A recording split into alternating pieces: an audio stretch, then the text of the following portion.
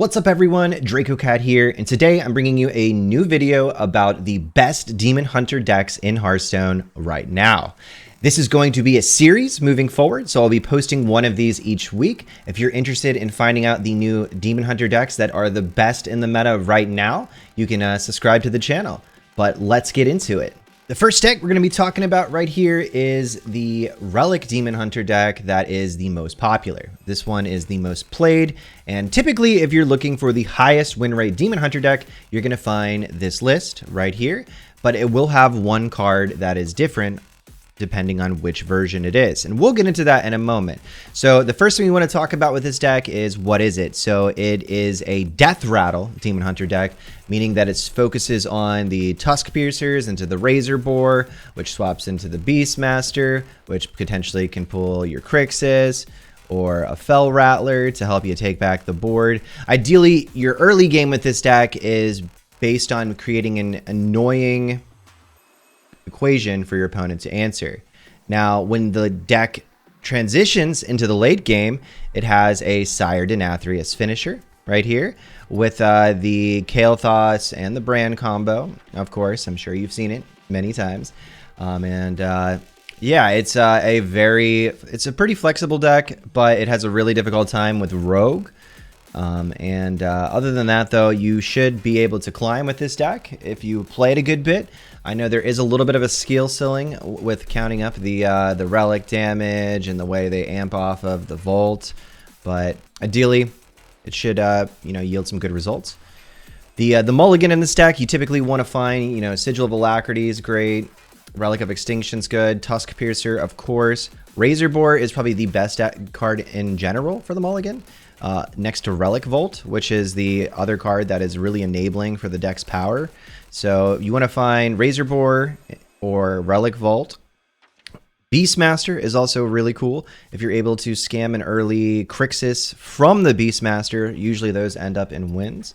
But this deck is pretty easy to play in the early game. The mulligans are pretty simple. That being said, let's talk about the final card in the deck. So the original version of this deck was built by Habu Gabu, and it had a flanking maneuver in the flex spot.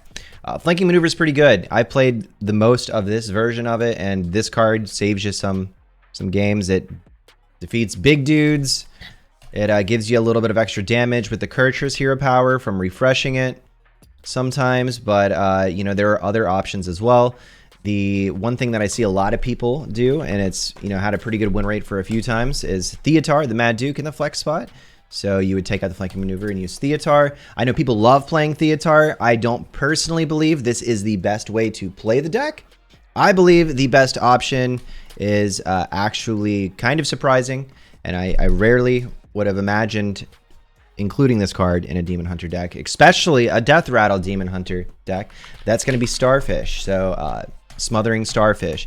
If I've been paying a lot of attention to see which deck has been performing the best out of these variants, and typically the Starfish version is doing the best. The crazy thing about it, though, is that all of the Deathrattle cards have this glaring anti-synergy with the concept of silencing all of them. So this really says something about the meta, because if Smothering Starfish is the best card to put in a Deathrattle Demon Hunter deck, then that means we're putting this in our deck to cater to our opponent's decks, which is, interesting to say the least. But yeah, this card is pretty flexible. I recommend playing this version if you want to play 30-card Relic Deathrattle Demon Hunter. So let's move on to the next deck. This deck is created by the Grandmaster xBlyzes.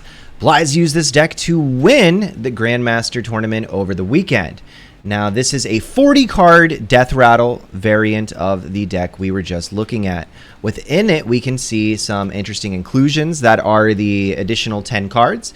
The additional 10 cards gives you the more health, so you can run some slower cards. One card that I never would have imagined is good, but I am surprised that I am praising it all the time, would be Topple the Idol, which is a pretty high-rolly board clear that sometimes annihilates enemies like Imp Warlocks and whatnot. So this card can really make a huge difference in that matchup, as well as sometimes it can even remove some of the early giant stuff that Rogue makes, which is You know, this is one of the few cards we have to actually react to that.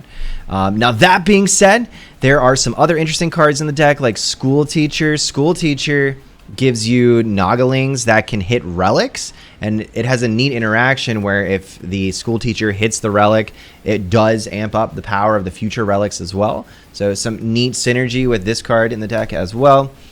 Big Game Hunter, which answers, you know, an Insatiable Devourer, which is a card that we don't really have a good answer to outside of Silence typically. So this is a pretty flexible card that fits into a spot that is a glaring part of the Demon Hunter weakness. So you can kind of understand why that's in the deck. We have treasure cards as, you know, some draw redundancy with the Razor Boars to pull them, of course. And then you have, you know, 2 Insatiable Devourers in the top end of the deck just to add some additional threat density to what this deck can do, because typically you're not really going to have too much of a difficulty infusing in this deck as well. The mulligan is going to be really similar to the previous mulligan we just discussed.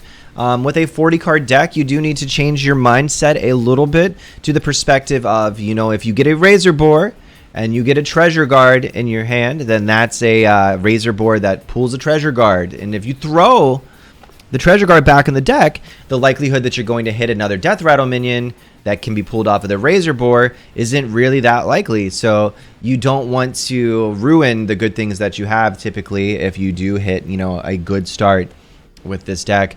But it does offer some flexibility in the additional health and some of the slower cards. So really fun deck. Definitely try it out if you're more interested into a 40 card version of the Relic package that's got a little bit more of the control feel to it.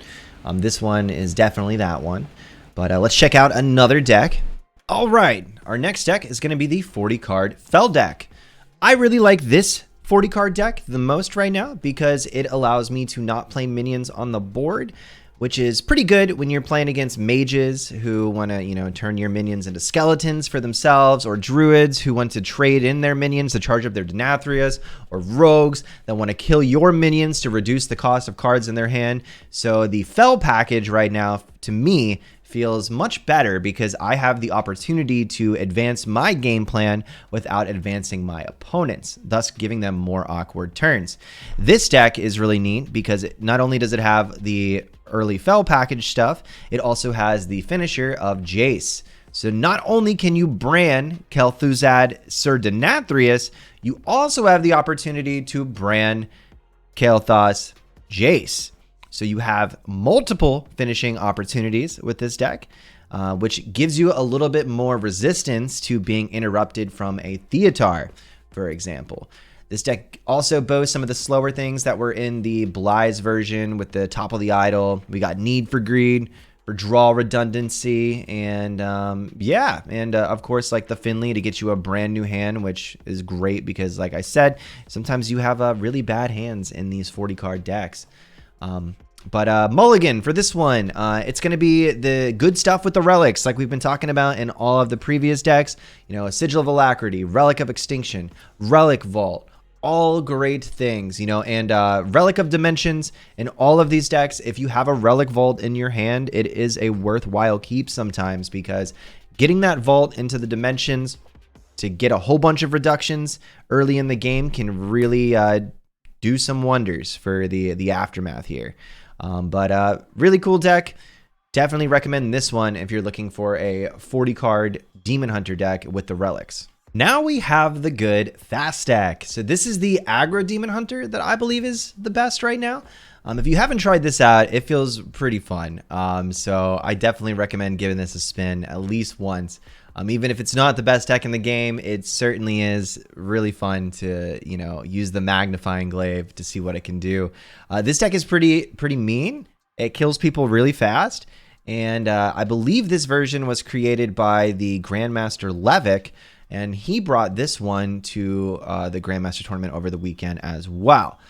The mulligan in this one is going to be different. So let's talk about that. Let's talk about how to play this deck. So the best card in this deck in the mulligan is going to be Magnifying Glaive.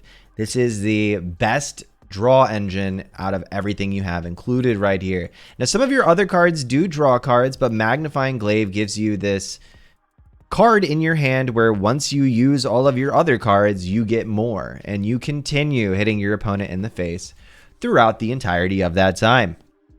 Crixus is not a necessary card for this deck. If you don't have a Crixus, you know, bring another Dread Prison Glaive, or maybe like a Predation, or we already have Predations, but yeah, you can swap this out with a lot of cards. You know, Flanking Maneuver or something would be fine, or just any other aggressive card like a Peasant or something. That'd be cool.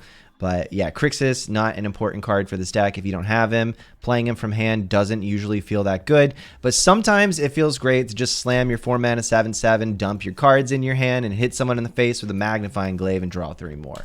So this deck allows you to do that.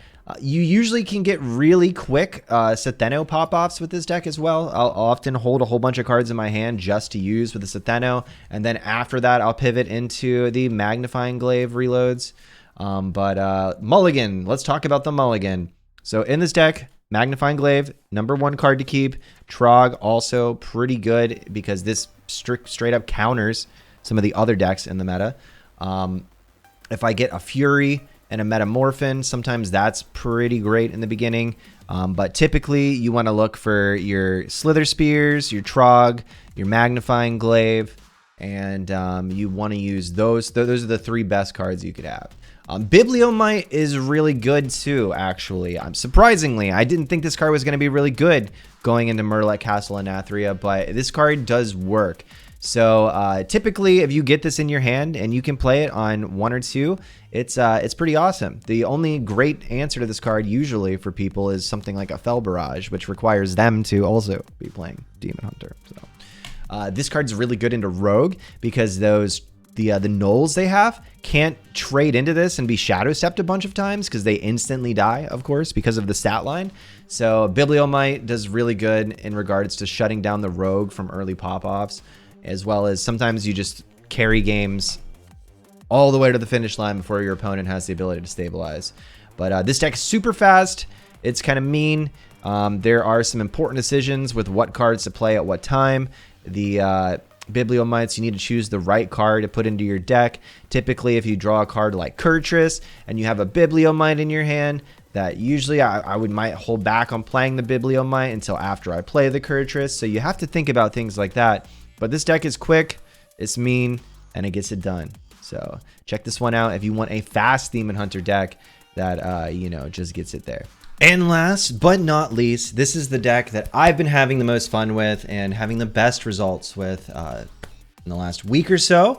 This is a 30-card Relic Demon Hunter deck that exclusively runs the Fel package and none of the Deathrattle cards. I think it's really great in regards to getting games handled really quick. Sometimes I'll kill people on turn 5 to turn 7. Just from, doing things like maybe like Kurtrus hero power refreshes and stuff against them, mixed with all the burn I have. But to finish the game, you got Jace and you got Bran. So if you don't reduce the Bran, what you use the Bran with is with the Queen Ashzara. And the options out of her can sometimes be really flexible in regards to just scamming people out of the game. So let's talk about the mulligan of this deck. I'm going to cover this deck a lot of times in the next few days, so you're going to see a lot of it. But the mulligan of this deck is going to be the normal relic stuff, of course, with the relic vaults and the sigils and the Relic of Extinction. But this deck also has Watch Post, which is super annoying, and it feels pretty good. I was reluctant to include this card in the deck, but pleasantly surprised in the long run. You just pop off so quick with the relics in the 30-card version of this deck because the draw is pretty quick with the Spectral Sights and all the other cheap cards and the Chaos Strikes as well. So you find your relic cards really quick and very efficiently, and doing things like Bolt into Predation on turn 3 is pretty common, into like Vault Dimensions on turn 5, into just crazy outcomes. All very consistent. So I would say this is the best feeling Demon Hunter deck right now. I had a 10-game win streak with this that I'll be uploading the footage for in the next few days. And I think overall we're around at like 34-9, which is a ridiculous win rate. But that being said, I've played a lot of this deck, and a lot of people don't really know how to respond to it because you don't have to play minions on the board. But if you do have the ability to, using the Fossil Fanatics to thin your deck out from the Fel spells, to draw more of the relics, more likely to make it more likely to draw the relics and your better cards, is just fantastic. And yeah, you pretty much always go to fatigue with this deck. And once you get there, you know, you have to make different decisions in regards, like, do you want to use, you should probably use your relic with the last phantasms instead of the dimensions. Maybe with Queen Ashjara, you want to discover the spell that puts random spells into your deck instead of going immediately to fatigue. I picked that a lot with this deck, which is weird because usually you don't pick that treasure with Queen Ashjara to pick the, I think it's called the Tidestone, where you get random spells and they shuffle into your deck. But that ends up being a really nice way to cap out games. Sometimes I'll pick 2 different relics, like 1 random colossal, 5 random spells, if I don't get a discount on the brand, like I said. But yeah, this deck feels amazing. I love it. It's Fel Demon Hunter, it's Relic Demon Hunter, it's only 30 cards, and it plays like butter. So I hope you guys like it. And yeah, that'll be it. Thank you guys for watching this video. I appreciate it. You have a wonderful day. Fel you later. And don't forget to like and subscribe if you want to see more of this stuff.